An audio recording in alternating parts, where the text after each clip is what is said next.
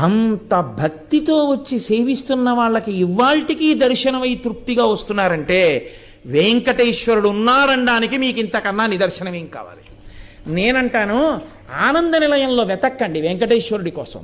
వెంకటాచల క్షేత్రంలో ఉన్న సామాన్యుడు తృప్తితో వెళ్ళిపోతున్నటువంటి ఆనందంలో మీకు వెంకటేశ్వరుడు కనబడతాడు.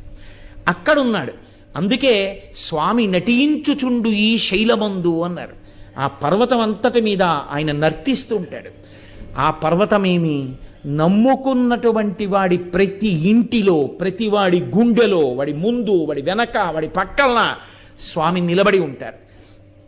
ఆనాటి నుండి ఈనాటి వరకు వెంకటేశ్వరానుగ్రహము అన్న మాటకు అర్థం, ఏమీ నాకు తెలియదు స్వామి అని చెప్పినటువంటి వాడిని ఆయన అనుగ్రహిస్తాడు. నాకు ఇది తెలుసు అనుకున్నవాడినో, నేను ఇంత గొప్పవాడిని అనుకున్నవాడినో ఆయన